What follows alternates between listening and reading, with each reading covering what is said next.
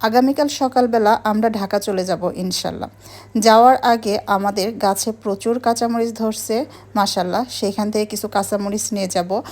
আমাদের ছোট্ট একটা পুঁইশাক গাছ ছিল, সেই গাছটা অনেক বড় হয়েছে মাশাল্লাহ, আর সেই গাছে প্রচুর ফুল আসছে, সেই ফুল থেকে আবার ফলও হয়ে গেছে মাশাল্লাহ। আর এটা হচ্ছে আমার শ্বশুরবাড়ির পিছন সাইড, এইখানে আমার শ্বশুর বেশ কিছু গাছ লেগেছে। এই যে আম গাছগুলো প্রথমে দেখালাম, প্রচুর পরিমাণের আম ধরে মাশাল্লাহ। আমের সিজনে আমাদের বেশি আম কিনে খেতেই হয় না, দেখা যায় যে আমাদের এই গাছে যে পরিমাণের আম আসে সেটাই আমরা আলহামদুলিল্লাহ খুব ভালোভাবে খেতে পারি। তারপরে আমাদের একটা লেবু গাছ আছে, লেবু গাছে তো আল্লাহর রহমতে অনেক লেবু আসে। রোজার সময় আমাদের কিন্তু লেবু কিনে খেতে হয় না, যদিও এই ভিডিওটা আমার রোজার অনেক আগে করা, এর জন্য হচ্ছে ছোট ছোট লেবু আপনাদের দেখালাম।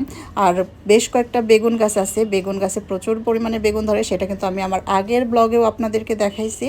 আগামীকাল যেহেতু আমি ঢাকা চলে যাব ইনশাল্লাহ, এর জন্য আজকে বিকেলবেলা আমি কাঁচামরিচ, বেগুন আর পুঁই ফল তুলে নেব।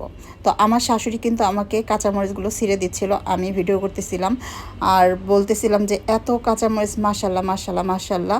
আম্মু বলতেছিল যে আম্মু যখন আবার ঢাকায় আসবে তখন কিন্তু সেও কিছু কাঁচামরিচ নিয়ে আসবে। আর আমি বেশি না, যতটুকু নিয়ে আসছে আলহামদুলিল্লাহ।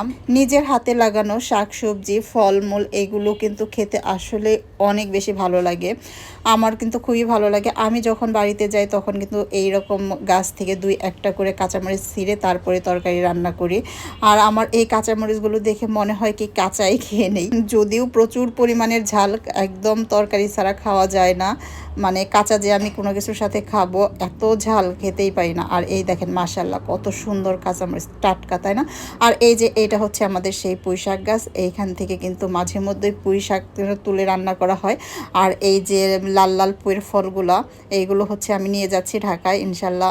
ছোটবেলায় কিন্তু আমরা এই পুঁই ফল দিয়ে অনেক খেলা করছি। এই পুঁই ফল কিন্তু পেকে গেলে যে লাল লাল হয়, এটা হাতে পায়ে লাগাতাম, একদম আলতার মতো লাগতো।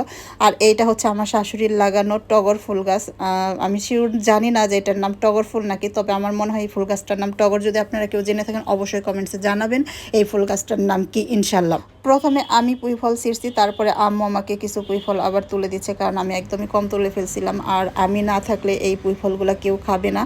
আলহামদুলিল্লাহ আমি পুঁই ফল আর অনেকগুলো কাঁচামরিচ তুলে নিয়েছি। আর বেগুন তোলা হয়নি, কারণ বেগুনগুলো একদমই ছোটো ছিল। আম্মু যখন ঢাকায় যাবে তখন ইনশাল্লাহ নিয়ে আসবে। তো আজকের মতো এই পর্যন্ত, ভালো থাকবেন, আল্লাহ হাফেজ।